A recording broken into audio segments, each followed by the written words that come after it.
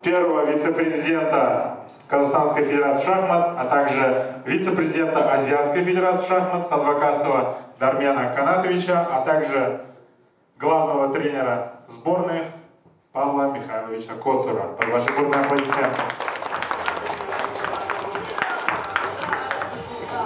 Друзья, вам очень сильно повезло. В отличие от женского турнира, вся тройка мужчин присутствует здесь, поэтому Павел Михайлович получать вновь не придется за них. Сонымен достар, кішігірім ностальгияға бет бұрайық. Биылғы континенталды Азия чемпионатында қола жүлде, сондай-ақ Азия жақында өткен Қазақстан кубогының қола жүлде иегері. Сонымен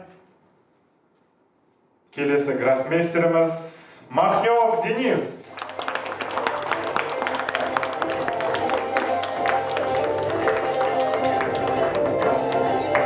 Махнев Денис получает сертификат номиналом 1,5 миллиона тенге, а также бронзовую медаль.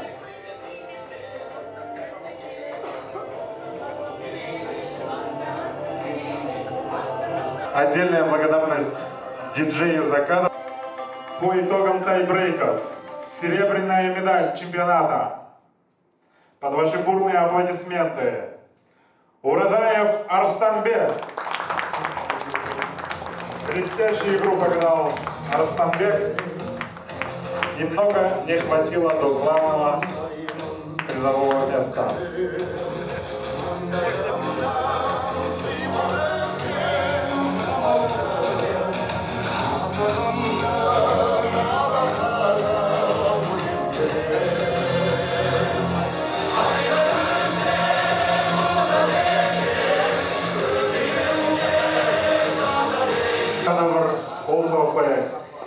Друзья, позвольте сделать небольшую ремарку.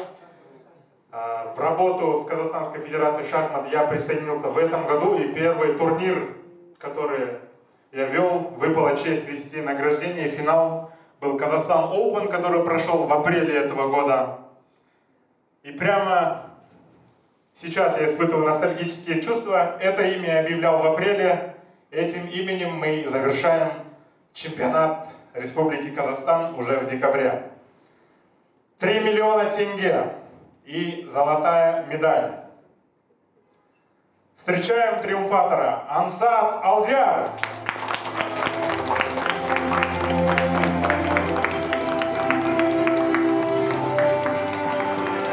Алдияр мырзаға турниріміздің кубогы табысталып жатыр.